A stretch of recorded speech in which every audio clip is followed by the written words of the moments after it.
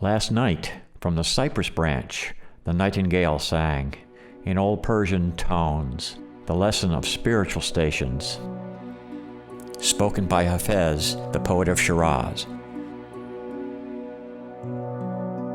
We are going to the city of Shiraz, and must set aside for now visitation to several other great spiritual stations and ruins in southern Iran. These, however, are equally important human legacies of the pre-Islamic era, including the Zoroastrian citadels of Yaz, neighboring Caravanserai,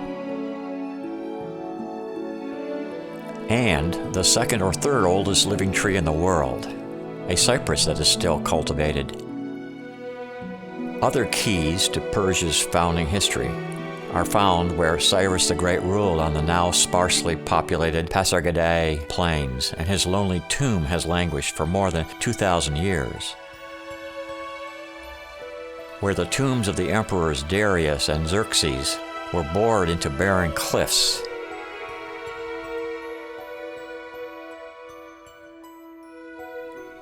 And most astonishingly, where the colossal capital of the Dariuses, known as Persepolis, still conveys a mystique of power that few other places in the world can match.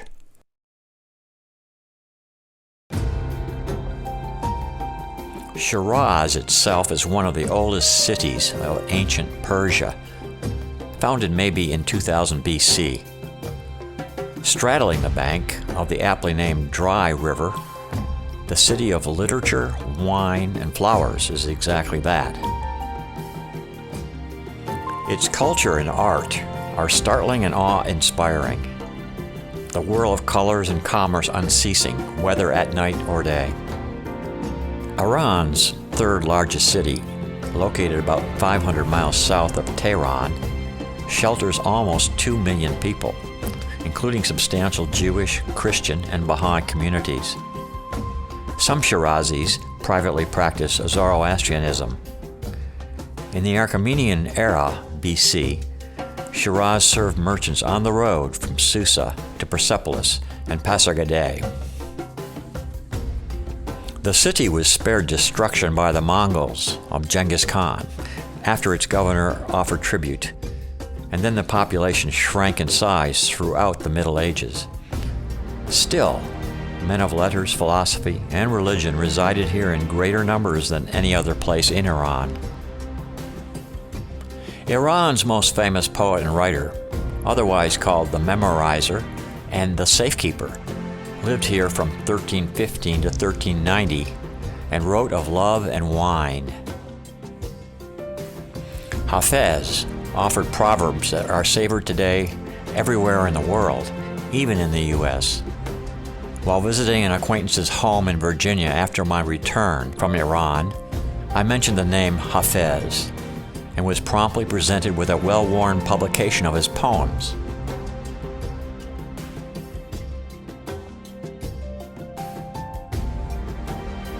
On one Friday evening, I joined a formidable line of people assembled at the entrance to Hafez's mausoleum at the Musalla Gardens in Shiraz. Young people and romantics frolic under orange trees, oaks, and cypresses. One solemn gentleman with open Quran and writings of Hafez consoles a weeping woman who afterwards slips him some coin and passes on into the darkness. The current mausoleum was designed by André Godard, a French archaeologist and architect, in the late 1930s. And October 12 is celebrated as Hafez Day throughout Iran. Other highlights of the city include Karim Khan Citadel, built in the 18th century. This fortification has variously served as military quarters, as a governor's residence, and as a prison. The structure's one leaning tower is particularly arresting.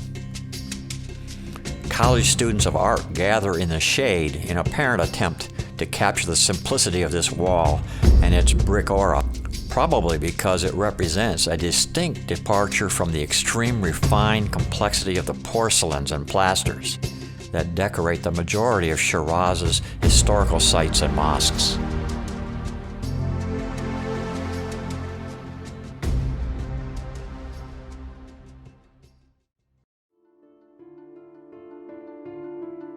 Away from the hubbub, the Iram garden is a world apart.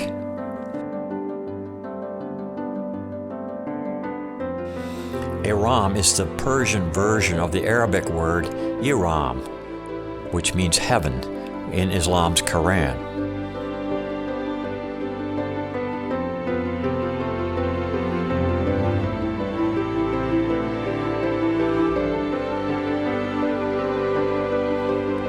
The beautiful three-story building constructed in the garden is based on the Safavid and Qajar styles of architecture and includes tiles inscribed with poems from Hafez.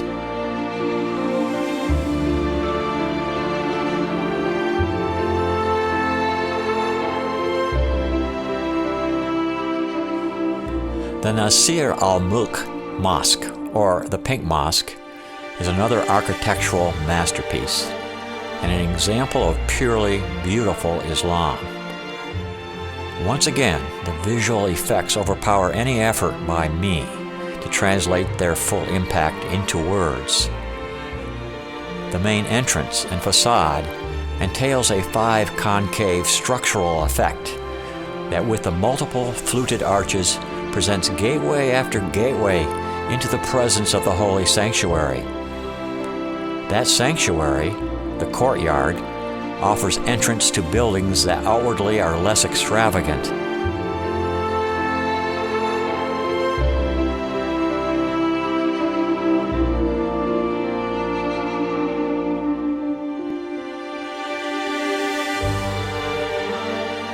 Because the woman I love lives inside of you, I lean as close to your body with my words as I can. And I think of you all the time, dear pilgrim. Hafez.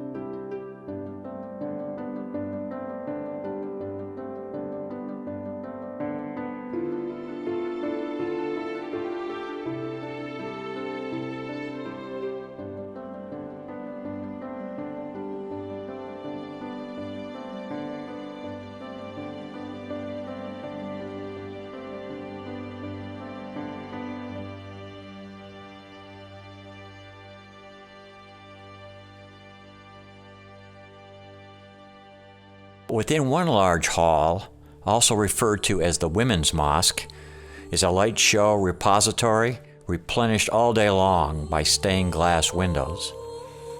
Built from 1876 to 1888 under the order of Mirza Hassan Ali, a Qajar ruler, the designated worship area is especially picturesque in the morning, when sunlight creates a kaleidoscope of colors, splashed against the tiled walls, colorful Persian rugs, and modeling young women. As the sun moves and the day progresses, the intensity and tint of the colors enveloping a visitor are constantly changing. Whether the Pink Mosque is one of Islam's most beautiful worship rooms is debatable, but the stained glass is something very rare in mosque architecture. While the sun is playing with the mosque, a mountain shadow slowly uncovers the sleeping city. Shiraz's air has the smell of money and the fragrance of spices. Like the bazaars in Tehran and other Iranian cities, merchants stuff the caverns of Vakil Market, constructed in the Middle Ages, with condiments, copper, rugs, cloth, and every other imaginable object. The bazaar, of course, fed the appetites of the region's rulers and entrepreneurs from as long ago as the 13th century.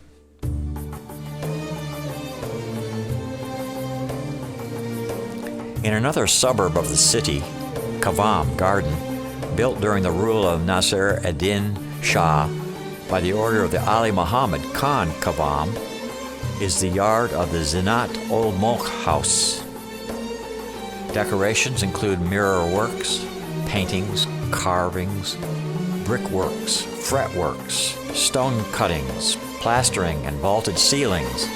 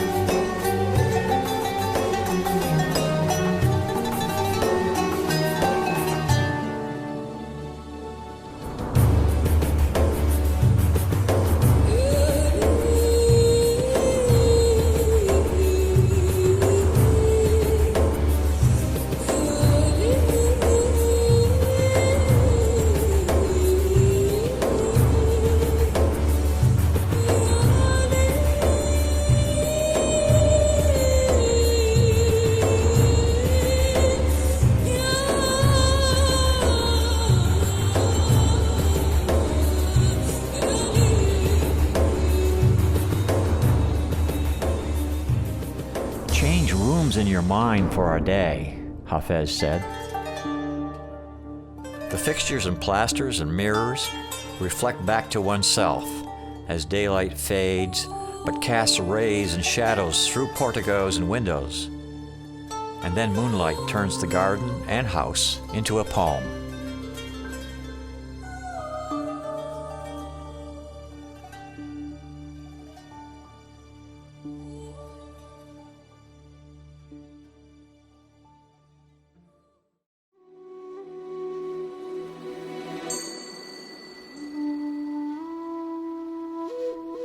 In the wilderness about 200 miles south of Tehran is a place called Half of the World. Isfahan, twice the capital of Persia, was the highlight of my journey to Iran in 2017.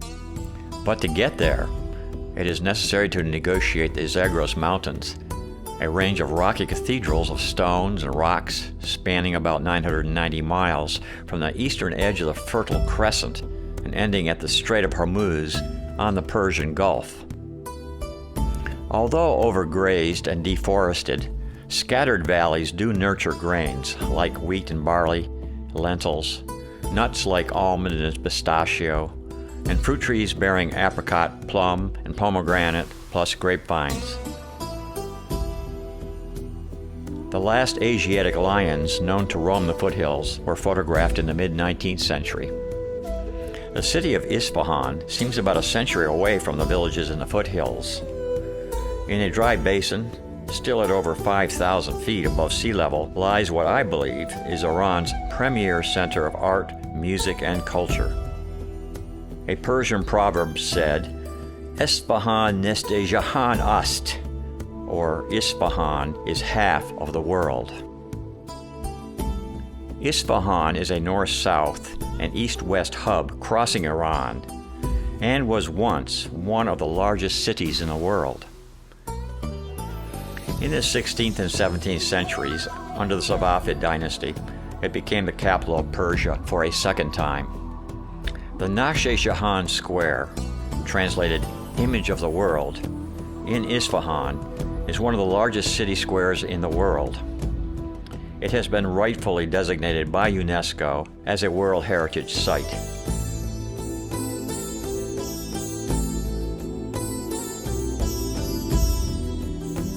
All of a person's needs, spiritual and secular, are fulfilled in or near this accumulation of communal structures and gardens. Among the masterpieces of architecture are the Mosque of Sheikh Lutfullah, the Royal Mosque, and the Ali Kapu Palace. At the north corner, the Grand Bazaar swallows up masses of shoppers.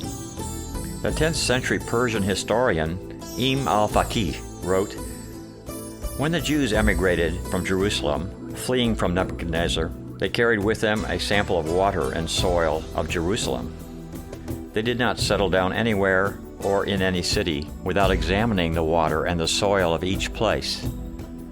They did all along until they reached the city of Isfahan. There they rested, examined the water and soil, and found that both resembled Jerusalem. Upon they settled there, cultivated the soil, raised children and grandchildren, and today the name of this settlement is Yahudiya. Isfahan is a haven for several religions to this day. Isfahan's main square truly is a metaphor, the place called the image of the world."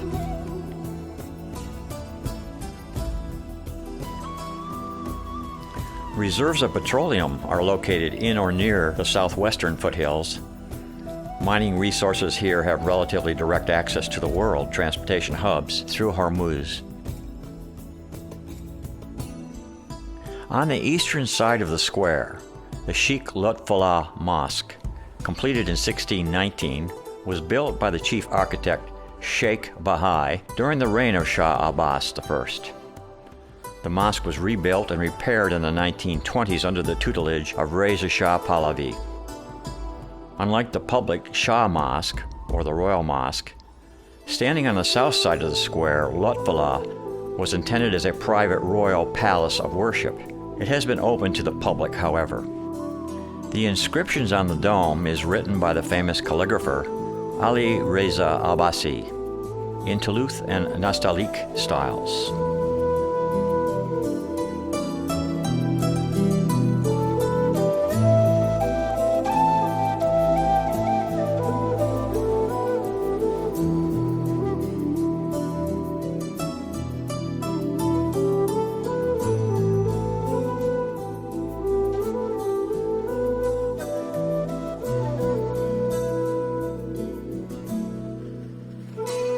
It's early morning, late September, as I stride across Meydan-e-Shah Square, the massive royal square in Old Town Isfahan. I am struck by the soft light of the morning sun ricocheting off the palace, mosques, madrasa, caravanserai. All treasures created by architectural and artistic activities carried out from the 8th through the 20th centuries. A few tourists and clerics stroll alongside the sprouting fountains at this time of day. The horse carriages that normally give wheels to visitors who want them are being washed, and the horses are being fed.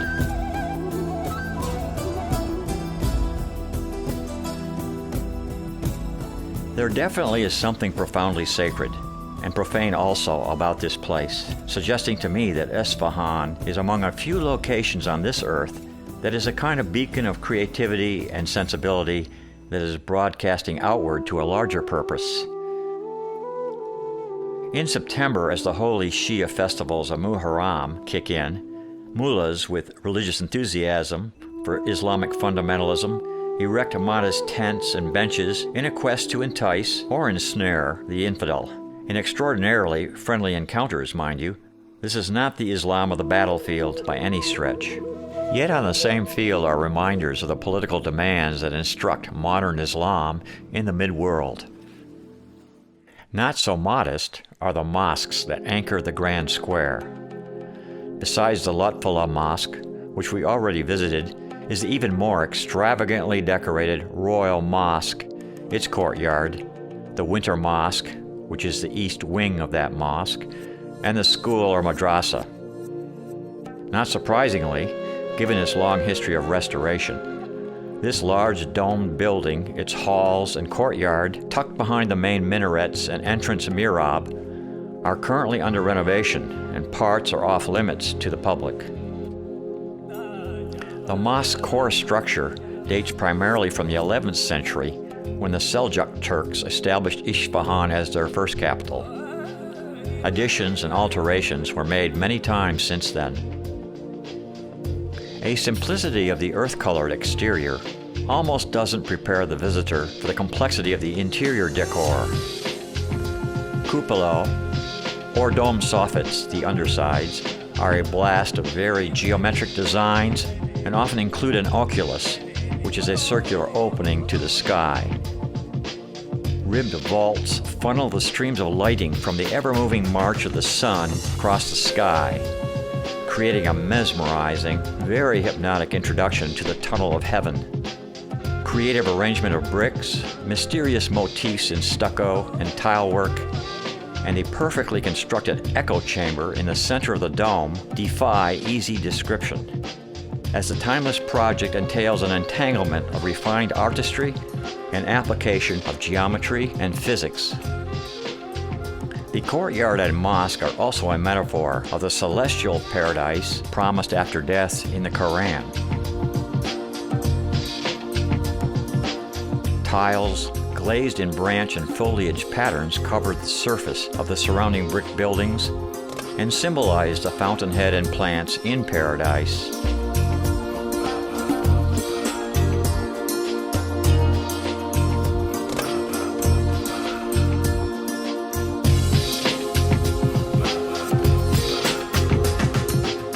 A domical ceiling, like others we have seen, shines like a kaleidoscope. In effect, earthy clay bricks were glazed, and colored ceramic tiles later were cut into small pieces and put together in intended mosaic patterns. It would have taken too much labor and time to cover the whole surface of the enormous royal mosque by this method. So, apparently, crafters invented a new method of depicting beforehand an arabesque pattern or figurative scene with polychrome glazes on each large-sized tile panel of 20 to 30 centimeters and set them in place. This is known as the 7 colors method that makes traditional Persian architecture unusually resplendent. The Royal Mosque is said to have required more than 1.5 million ceramic tile panels.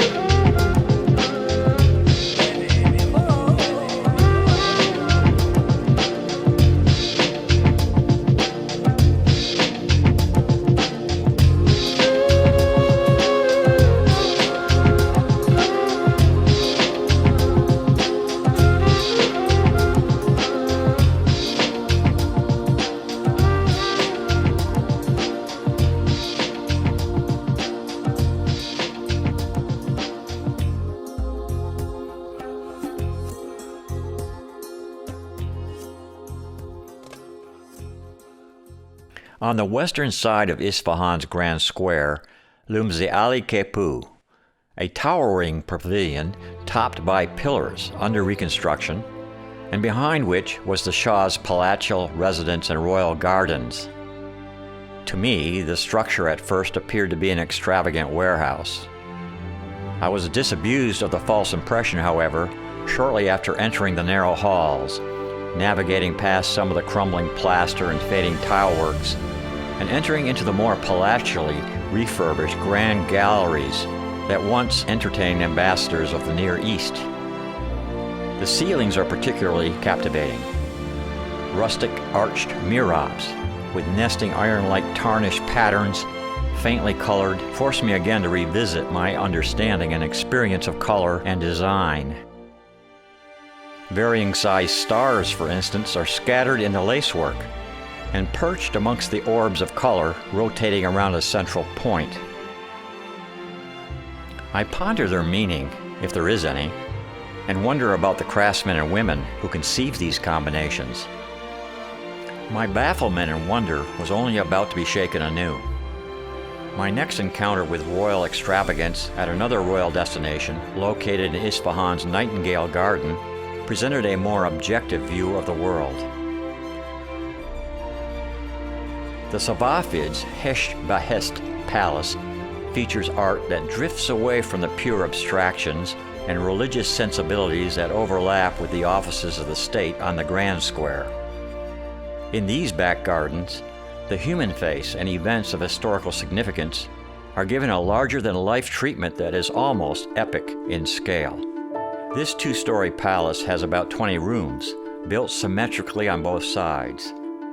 Among its highlights are the central hall, which consists of a skylight with decorative mirror artwork, porches on all four sides with wall paintings and knotted ceilings, and tall thin pillars that to me appeared to be a tad too oppressed by the weight of the ceiling they are holding aloft. Parts of this grand presentation, like so many world-class sites in Iran, are in disrepair, but very little imagination is required to be in awe of the luxury that the rooms of this mansion once conferred on its owners.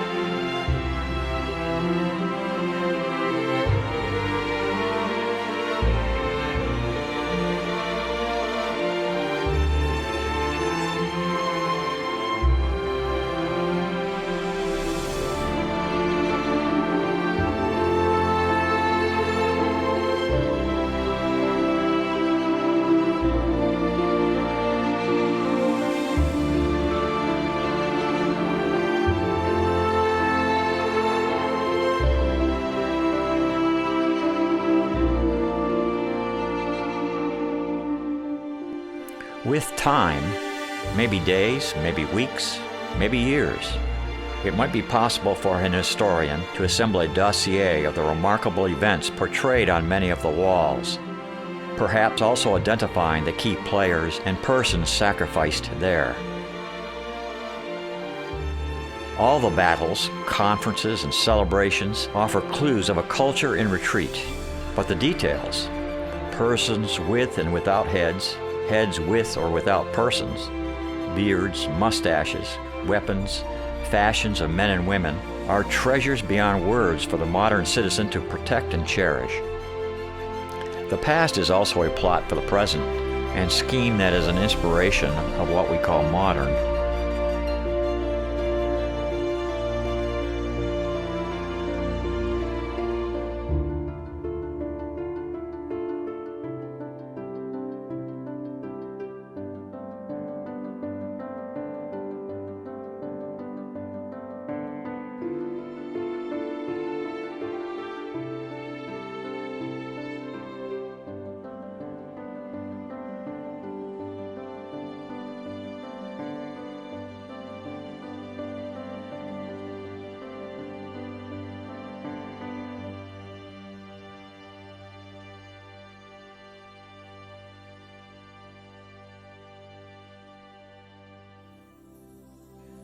Back at my hotel in Isfahan, the Abbasi, lucky tourists who secure a room there are introduced to hospitality that official Iran hopes will be appreciated by its guests. Its decor, courtyard, and ambiance are all packaged as palatial, and that is not accidental.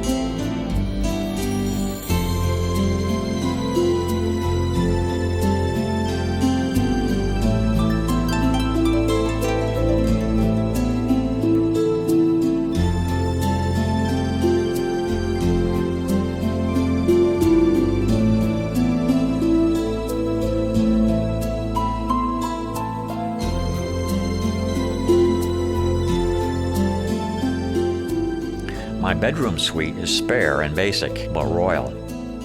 The morning buffet breakfast was another familiar treat as my journey was coming to a close.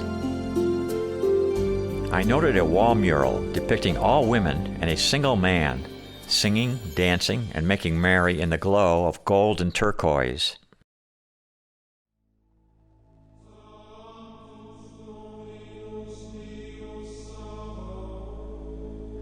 A memorial to an Armenian catastrophe, known as the Ottoman Massacre of 1915, has been established in Isfahan, where Orthodox Armenian Christians still number more than 10,000. The memorabilia of the catastrophic event is housed on the grounds of the famous Vank Cathedral in the new Jolfa quarter of the city, and are a somber tribute to an event that devastated a non-Muslim population in this region under the Ottoman, not Persian rule.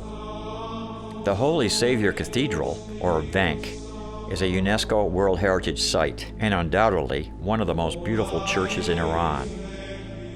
The Orthodox Christian structure displays a striking blend of Armenian and Safavid architecture. Built in 1606 and expanded in 1655, the church accommodated the needs of Armenian refugees from Ottoman lands. Adjacent vaults essentially draw from both the Christian and Islamic sensibilities. One literally drowns in the scenes from the Bible.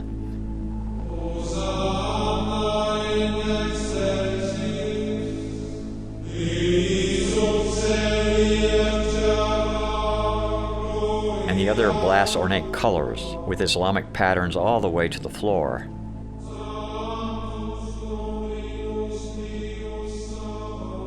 A blue and gold painted central dome depicts the biblical story of the creation of the world and man's expulsion from the Garden of Eden. A cherub's head surrounded by folded wings is a distinctly Armenian motif.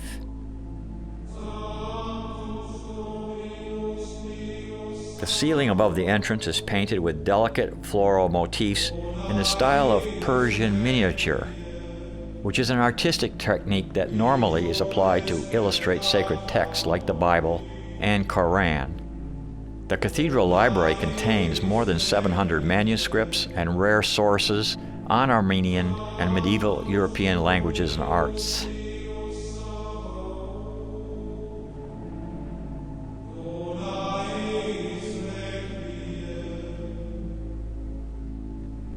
Two bands of paintings and murals cover the interior walls. The top section depicts events from the life of Jesus, while the bottom section depicts tortures inflicted upon Armenian martyrs by the Ottomans.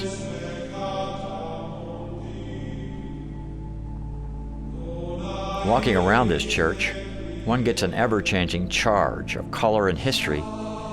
I only wish I knew more of the myths and history, as the hundreds and maybe thousands of characters depicted are overwhelming.